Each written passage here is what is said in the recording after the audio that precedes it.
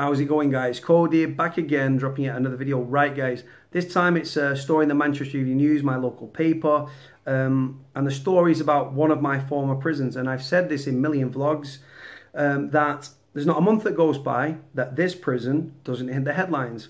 This time it's a story that's been ongoing for several months, probably around a year, about two prison officers, one who used to be the anti-corruption boss, the head of the anti-corruption unit within the prison, and his colleague who had been jailed for an electronics racket. They were stealing DVDs, Blu-ray discs, games consoles, and taking them out of the prison, just walking out with them in the bags and selling them on eBay. In excess of £100,000, both been jailed. Story reads, headline, you have more deliveries than HMV. Forest Bank anti-corruption boss and colleague jailed for electronics racket. Byron and Anthony Bradley, you can see at the start, stole and then resold thousands of pounds worth of DVDs, Blu-ray discs and games consoles passing through the prison. A former Forest Bank anti-corruption officer and a junior colleague have both been jailed for a £100,000 scheme to steal and resell electronic goods passing through the prison. Byron, 36, abused the utmost trust placed in him within the prison service, allowing him to intercept items brought into Salford jail as part of a repackaging service. This is where they outsource to an external company, guys, and then they pocket the money and the prisoner gets probably £15, £20 a week. The father of three used his senior position to steal items such as games consoles, DVDs from under the noses of other members of staff over a 6-year period. He later recruited co-defendant Anthony Bradley, 31, who worked as a security analyst within the prison, and together the pair would steal and then resell high-value items on eBay. At Manchester Crown Court, the pair were jailed after previously admitting offences of theft and money laundering, which saw them pocket a total of £100,000 between them. The court previously heard that Byron had been employed by Forest Bank since 2008 and had access to the keys for all areas of the prison. His role as Deputy Corruption Manager allowed him to handle sensitive information and intelligence reports relating to staff and prisoners. Prosecutor Mark Rind told the court that the utmost trust was placed in the defendant. Bradbury had worked under Byron since 2014 in his role within the security operations team and was viewed as a well-respected and hard worker, it was said. But an investigation into the pair conducted in 2017 revealed a series of messages between Byron and Bradley. Mr. Ryan said the messages between the two were chummy and sometimes affectionate. Woo! Often signing off with kisses to one another. In one text, Bradley said to Byron, "We are the best team in jail and you made me from a boy to a man, the best thief in the jail." They would be described as good grafts when they had stolen particularly valuable items and repeatedly quote the phrase, "Man cannot live by bread alone." Byron once wrote to Bradley saying, you have more deliveries than HMV here.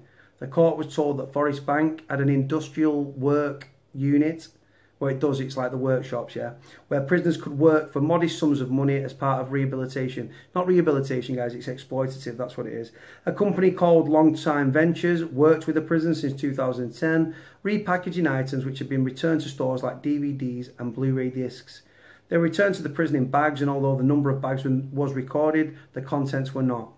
Mr. Ryan said the bags were searched before being allowed to come into the prison to check for prohibited items. Well, they're all prohibited. Them out the DVDs and stuff like that. Well, no, they're not illegal, but like games consoles and stuff. If you've got internet access, then they're not allowed in prison.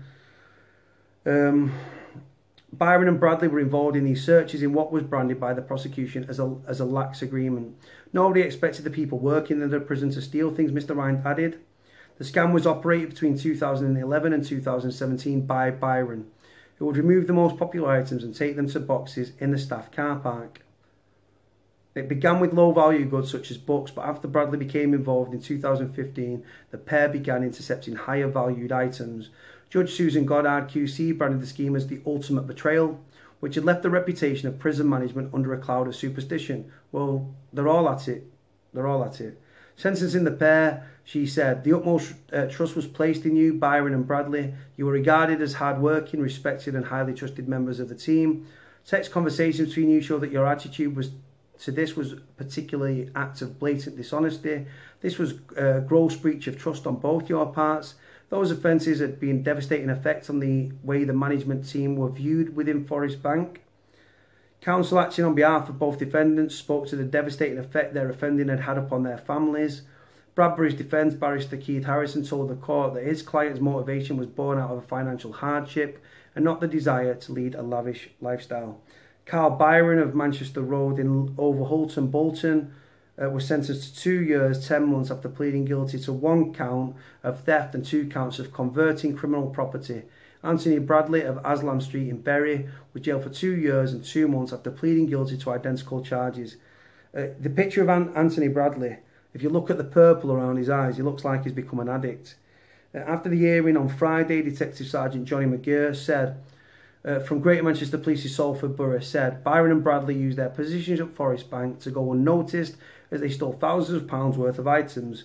They betrayed the trust the prisoner placed upon them and were brazen thieves who lined their packets through deceit. Byron in particular painted a picture of himself as someone to be trusted, and Bradley looked up to him and would do whatever he was told. They will now spend the next 2 years in prison where they will experience firsthand what it's like on the other side of the bars. Guys, like I say, there's not much to say. Like I say, they paid decent wages, but it was consumed by greed. And like I said, it started small. And like I say, people, guys, when you look at corruption and they look at drugs and stuff being smuggled into prison, right? Drugs and things like that of value are smuggled into prisons by prison officers and families and prisoners. We all know what goes on, drones and whatnot. But this time, this was prison officers, one that was the deputy of the anti-corruption team, stealing items from the prison. How it works, guys, I'll just break it down for those that don't know. Right, within the workshops within the prison, right, it's long been a thing where prisoners are exploited on many levels. They're working in a workshop for 30 hours a week, 40 hours a week, 20, 30, 40 hours a week, right? In the workshops, things will come in and they'll be watched and they'll be doing what they're doing and, do you know what I mean, doing this rebadging thing. But these companies, so they're out, so what I'm saying to you in a nutshell is the prison are using the prisoners within the prison by outsourcing. So these companies are bringing stuff into the prison. The prisoners are sorting them and stuff because it's cheap labour. Minimum wage dictates that the prison would get minimum wage per prisoner per hour. So where's that longer going? Because the prisoner's only getting £15, £18 a week. Where's the rest of the money going? In the fat cat's pockets. That's where it's going. It's exploitative, guys. How is exploiting prisoners supposed to give them a sense of self-worth? It's not. And on top of that, the prison officers they're bringing drugs in and they're stealing stuff from the prison. Private prisons, guys, are not as well run as Her Majesty's Prisons, Majesty's Prison Service prisons, HMP. However, I prefer private prisons for that very reason. It's a lot more laid back. The officers have got decent personalities and stuff. These two guys got greedy, £100,000 plus, jail, end of story really, greed. It can happen to anybody, guys. Greed doesn't, you know what I mean? Those in the powers of trust and government and police and stuff, they're all at it, man. Corruption's a big thing within government. We know what goes on. Police, government officials, do you know what I mean? MPs, all on the diddle fiddle, man. Let me know what you think about the story, guys. Link in the description below like I always do. Like, comment, subscribe. Cody out.